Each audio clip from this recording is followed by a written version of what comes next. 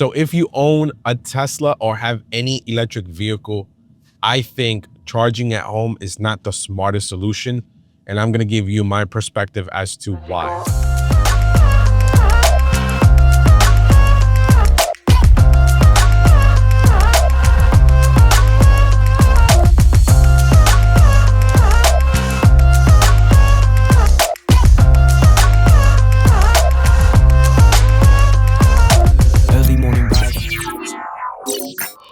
What's going on, guys? This is Eddie, aka Mr. Eddie Nunez. Thank you so much for watching one of my videos, hitting that play button.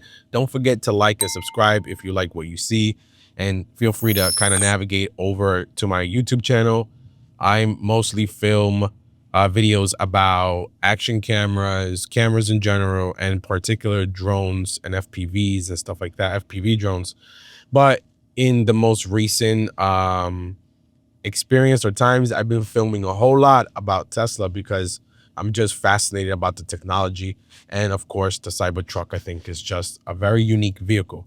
Anyway, let's not derail too much. The purpose of this video is just what I shared earlier as part of my intro. I kind of want to give you my perspective around what's it like having a Tesla or any sort of electric vehicle, because it's all within the same category, if you do not have a charger at home. So I'm going to share like my personal experience, pros and cons. And this is coming from someone who has hybrid vehicles. So I have a Jeep Grand Cherokee in my household. I had a Jeep Rubicon, a Wrangler, and these are 4xe cars, which means that they're a hybrid version of Jeep, which means you can charge.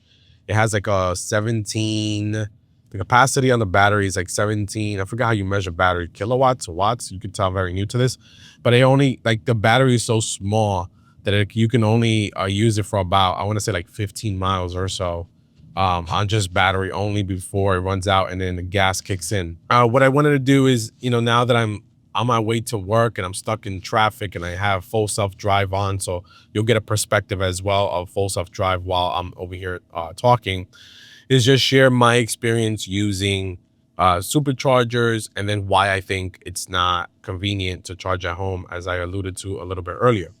So let's start with superchargers. So superchargers are extremely convenient. You can find superchargers everywhere along the route. For example, right now I'm headed to New Jersey at my destination. I'm currently at 46% battery in the Cybertruck.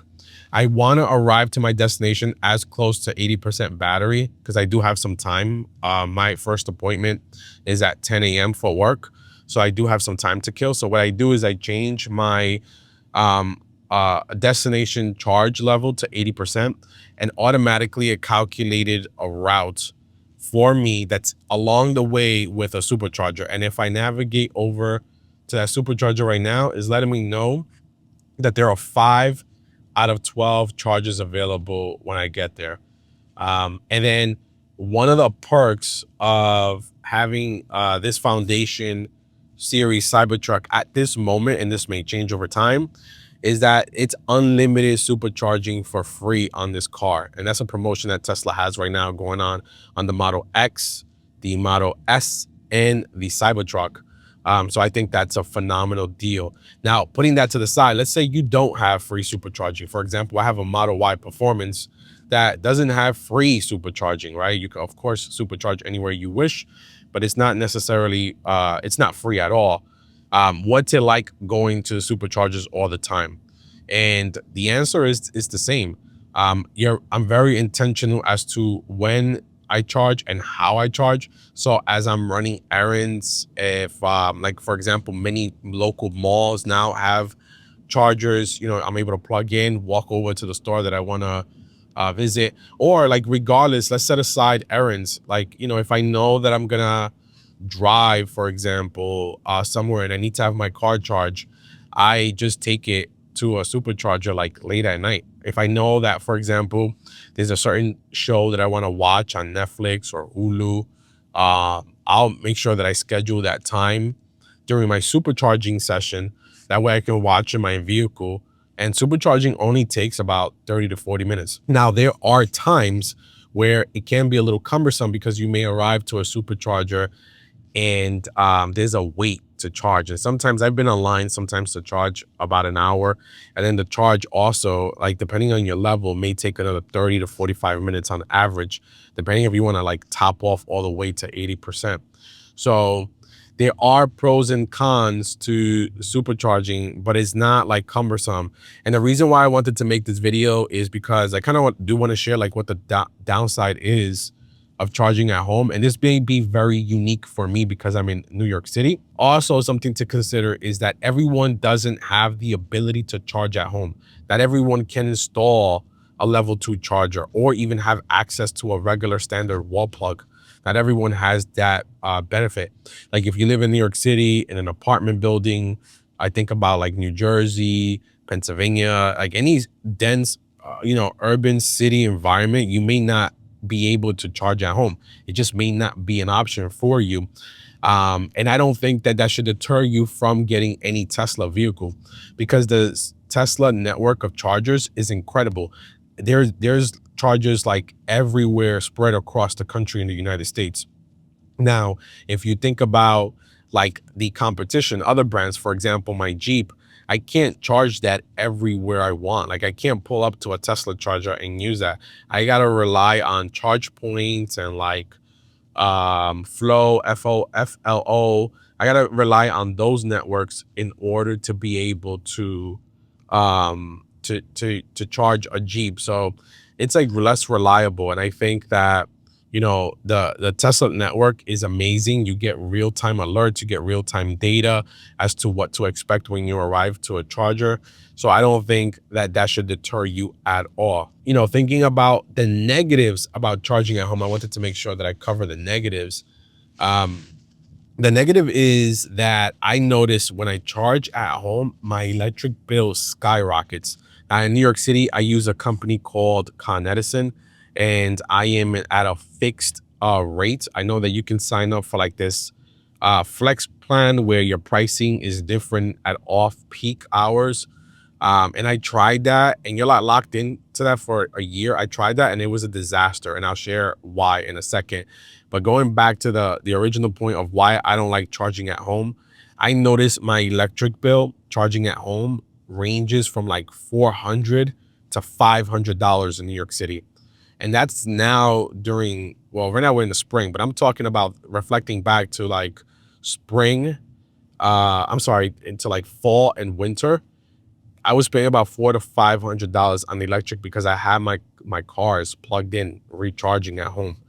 Now, I did a test and I stopped charging at home, and my electric bill went back down to the normal range of around $140 to $180 is my normal electric bill. Now, of course, in the summer, I'm going to pay more because, I do have central air. You turn those on. And of course, that's going to, suck more power, drain more power. I just don't think that it's worth charging at home, regardless if you have a level 1 or level 2 charger. You're going to pay the same price, right? Because you're still using the same amount of wattage hours or kilowatts, but however way you measure electricity, you're still using the same amount of electricity regardless how fast. Think about it like a bucket of water. Let's say you have 5 buckets of water that you need to fill. Whether you fill it at your sink or you fill it at a fire hydrant, it's still 5 buckets of water. It's just the time is going to vary. In the sink, it may take you about 10 minutes.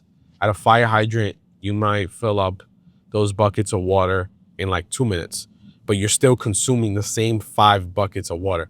So the price point stays the same no matter how fast you charge. And going to superchargers, the average price I'm paying here, like in New York, where the superchargers are like at the most expensive across the country, I'm paying about $20 to $25 to bring my car up all the way to 80%. And I usually charge around like 20%. When I'm around 20%, I head over to a supercharger if I'm like very intentional. And of course, like if I'm along a route or I arrive to a destination that there is a charger, I'll take advantage and like top off a little bit. But I'm never worried. Like I never have range anxiety around will I have enough charge? Is my battery charged when driving? Even when I have unplanned trips, I don't plan like trips based on my charge. I could care less where my charge is because I know along the way I'm going to be able to charge. So that's the purpose of this video. I just want to share my experience. I think that charging at home in depending on like your price point. And solar for me is not an option because that's ridiculous what they're doing with solar panels. The amount that they charge you on a lease or a loan, you get a lien on your home. Like I don't want a lien on my home besides my mortgage. Solar for me is just not a thing, and I don't think you generate enough solar here in New York, especially during the winter months, for it to kind of be rewarding. And then the company reaps the rewards because there's a lot of complexities about installing batteries, so about my research to store your own energy. Anyway, let me not deviate because that's a whole other topic. Solar panels. I don't have solar panels. Charging at home is about $400 to $500 a month. I think that's way more expensive than gas. Superchargers are so reliable and convenient and accessible and at a phenomenal price point, even at the high price points that I pay here in New York, that I think it offsets like the ability to charge at home. There's no reason for me to charge at home. So I just wanted to share sort of my perspective on that. Oh, and another thing is that the Cybertruck, trying to charge it at home, takes like a ridiculous amount of time because I'm charging like at 6 kilowatts versus a supercharger that I will navigate to is either 250 kilowatts. And now we have the new V4 chargers, which like reaches to 350 kilowatts, which the Cybertruck can handle. So that was the point of this video. You know, I'm in full self-drive mode here. I have 30 minutes to my destination. I kind of just want to share that perspective with you all. If you're thinking about getting a Tesla, get a Tesla. Don't worry about supercharging. Well, I would caveat that by saying, depending on where you live, if you live in a city environment, it's not a problem getting a Tesla. If you're 51 drones and you live like in the farmlands, rural area, then you probably can get a Tesla, but you're gonna have to worry about always charging at home and have range anxiety.